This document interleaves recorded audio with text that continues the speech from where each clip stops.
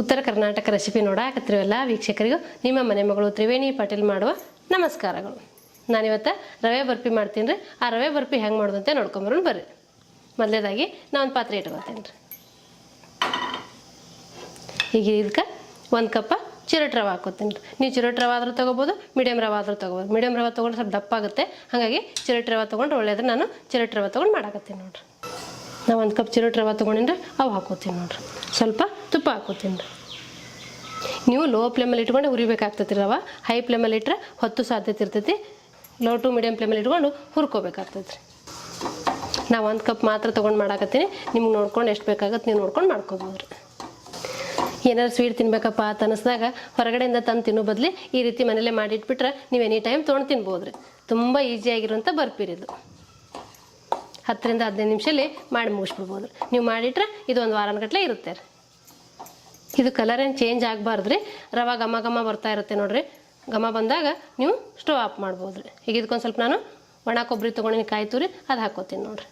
ಇದು ನಿಮ್ಗೆ ಎಷ್ಟು ಬೇಕಾಗುತ್ತೆ ನೋಡ್ಕೊಂಡು ನೀವು ಹಾಕೋಬೋದು ಅಷ್ಟೇ. ಎಷ್ಟೇ ಅಂತೇನಿಲ್ಲ. ನಾವು ಒಂದು 1/4 ಕಪ್ನಷ್ಟು ಹಾಕ್ಕೊಂಡೆ ನೋಡಿರಿ. ಇದು 1-2 ನಿಮಿಷ ಹಿಂಗೆ ಹುರ್ಕೋಬೇಕಾಗ್ತದೆ ರೀ. ಈಗ ಇದೊಂದು 5 ನಿಮಿಷ ಹುರ್ಕೊಂಡಿನ್ರಿ ರವೆ. ಇದು ಹುರಿದೈತಿ. ಇದು ಆ ಕಡೆ ಎತ್ತಿಟ್ಬಿಟ್ಟು ಈಗ ನಾನು ಸಕ್ರೆ ಪಾಕ ಮಾಡ್ಕೋಬೇಕಲ್ಲ, ಸಕ್ರೆ ಪಾಕ ಮಾಡೋಕೆ ಒಂದು ಪಾತ್ರೆ ಇಟ್ಕೋತೀನಿ ರೀ. ಈಗ ಒಂದು ಪಾತ್ರೆ ಇಟ್ಕೋತೀನಿ ನೋಡಿರಿ. ನಾನು 1 ಕಪ್ ರವೆ ತೊಗೊಂಡಿನಿ, ಹಾಗಾಗಿ 1 ಕಪ್ ಸಕ್ಕರೆ ತೊಗೊಂಡಿನಿ ರೀ. ಇದು 1 ಕಪ್ ಸಕ್ಕರೆ ಹಾಕ್ಕೋತೀನಿ ರೀ. 1 ಕಪ್ ಸಕ್ಕರೆಗೆ 1 ಕಪ್ ನೀರು ಹಾಕ್ಕೋತೀನಿ ನೋಡಿರಿ. ಇದು ಸಕ್ರೆ ಕರಗಬೇಕು ರೀ. ಸಕ್ರೆ ಕರಗಿ ಒಂದೆಳೆ ಪಾಕ ಆಗ್ಬೇಕು ರೀ. ಸಕ್ರೆ ಪಾಕ ಮಾಡೋದು ಎಲ್ಲರಿಗೂ ಗೊತ್ತಿದ್ದೇ ಇರುತ್ತೈತೆ ರೀ.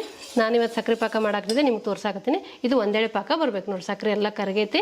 ನೀವು ಮುಟ್ಟು ನೋಡ್ರಿ, ಒಂದೆಳೆ ಪಾಕ ಬರ್ಬೇಕು ರೀ. ಇದು ನೋಡಿರಿ, ಈ ರೀತಿ ಒಂದೆಳೆ ಬರ್ಬೇಕು ರೀ. ನಿಮ್ಗೆ ವಿಡಿಯೋದಾಗ ಕಾಣ್ತೈತೆ ಅಂದ್ಕೊಂಡೇನೆ ನೋಡಿರಿ. ಈ ರೀತಿ ಒಂದೆಳೆ ಪಾಕ ಬರ್ಬೇಕು ನೋಡಿರಿ.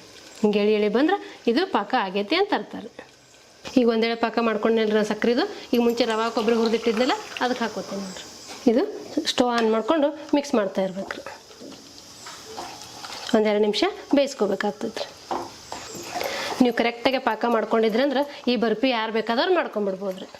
ಈಗ ನಾನು ಸ್ವಲ್ಪ ಸಕ್ಕರೆ ಏಲಕ್ಕಿ ಕುಟ್ಕೊಂಡಿನಿ, ಅದು ಹಾಕ್ಕೋತೀನಿ ನೋಡಿರಿ. ಏಲಕ್ಕಿ ಪೌಡ್ರ್ ಇದ್ರೆ ಹಂಗೆ ಹಾಕೋರಿ. ಅದು ಹಂಗೆ ಸಣ್ಣ ಆಗಲಿಲ್ಲ ಅಂದು ಹಾಗಾಗಿ ಸ್ವಲ್ಪ ಸಕ್ಕರೆ ಹಾಕ್ಕೊಂಡು ಕುಟ್ಕೊಂಡೇನಿ ರೀ. 1-2 ನಿಮಿಷ ಬೇಯಿಸ್ಕೊಂಡ್ರೆ ಇದು ತಳ ಬಿಡ್ತೈತಿ ಮತ್ತು ಗಟ್ಟಿ ಆಗ್ತೈತೆ ರೀ. ಅವಾಗ ನಿಮ್ಗೆ ಗೊತ್ತಾಗ್ತೈತೆ ಸರಿಯಾಗಿ ಆಗೈತಿ ಅಂಥೇಳಿ. ಈಗಿದು ರೆಡಿ ಆಗಾಕತ್ತೈತಿ. ನಾನು ಒಂದು ಪ್ಲೇಟಿಗೆ ತುಪ್ಪ ಸವರ್ಕೋತೀನಿ ರೀ. ನೀವು ಮುಂಚೆನೇ ಆದರೂ ಸೌರಿ ಇಟ್ಕೋಬೋದು, ಇಲ್ಲ ಈಗ ಸೌರಿ ಆದರೂ ಹಾಕ್ಕೋಬೋದು ರೀ. ಇದೇ ಥರ ಪ್ಲೇಟ್ ಹತ್ತೇನಿಲ್ಲ. ನಿಮ್ಗೆ ಯಾವ ಥರ ಪ್ಲೇಟ್ ಇರ್ತೈತೆ ನೋಡಿಕೊಂಡು ಆ ಪ್ಲೇಟಲ್ಲಿ ಹಾಕ್ಕೋಬೋದು. ಒಟ್ಟು ತುಪ್ಪ ಸೌರಿ ಪ್ಲೇಟಿಗೆ ಹಾಕ್ಕೊಂಡ್ರೆ ಆಯ್ತು ರೀ. ನೀವು ತುಪ್ಪ ಸೌರಿಲ್ಲ ಅಂದ್ರೆ ಪ್ಲೇಟಿಗೆ ಅಂಟು ಸಾಧ್ಯತೆ ಇರ್ತೈತಿ. ಈಗ ಇದು ನೋಡಿರಿ ತಳ ಬಿಡಾಕತ್ತೈತಿ. ನಿಮ್ಗೆ ನೋಡಿದ್ರೆ ಗೊತ್ತಾಗ್ತೈತೆ ನೋಡಿ ವಿಡಿಯೋದಾಗ. ನೋಡಿರಿ ತಳ ಎಲ್ಲ ಬಿಟ್ಟು ಬಂದೈತಿ. ಈಗ ಇದು ರೆಡಿ ಆಗೈತಿ ನೋಡಿರಿ.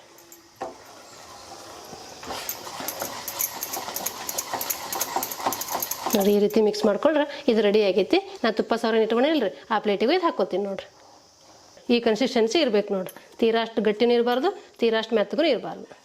ಈ ರೀತಿ ಪ್ಲೇಟ್ ತುಂಬ ಹರಡ್ಕೊಂಡ್ರೆ ಆಯ್ತು ರೀ. ಇದು ತಣ್ಣಗಾಗ್ಬೇಕು. ತಣ್ಣಗಾದ ನಂತರ ಗಟ್ಟಿ ಆಗ್ತೈತೆ ರೀ.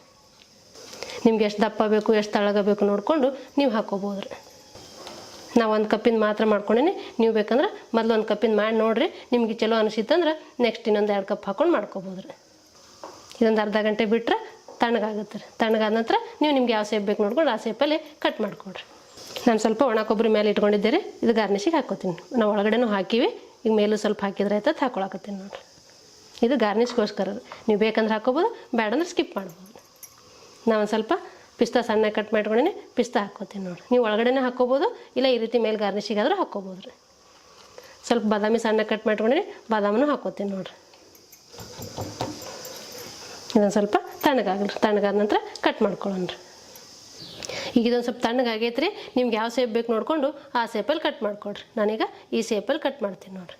ಪೂರ್ತಿ ತಣ್ಣಗಾಗಿಂದ ಕಟ್ ಮಾಡೋಕ್ಕೆ ಹೋದ್ರೆ ಪುಡಿ ಆಗೋ ಸಾಧ್ಯತೆ ಇರ್ತೈತಿ. ಹಾಗಾಗಿ ಸ್ವಲ್ಪ ತಣ್ಣಗಾದ ನಂತರ ಕಟ್ ಮಾಡ್ಕೊಡ್ರಿ. ಈಗ ಇನ್ನೊಂದು ಸ್ವಲ್ಪ ತಣ್ಣಗಾಗ್ಬೇಕ್ರಿ ಇದು. ಈಗ ಒಂದು ಸ್ವಲ್ಪ ತಣ್ಣಗಾಗೈತಿ. ನಾನು ತಕ್ಕೊಂಡಿನಿ ನೋಡಿರಿ. ಈ ರೀತಿ ಆಗೈತೆ ನೋಡಿರಿ. ಇದೊಂದು ಸ್ವಲ್ಪ ತಣ್ಣಗಾದ ನಂತರ ನೀವು ಪೂರ್ತಿ ತಕ್ಕೋಬೋದು ರೀ.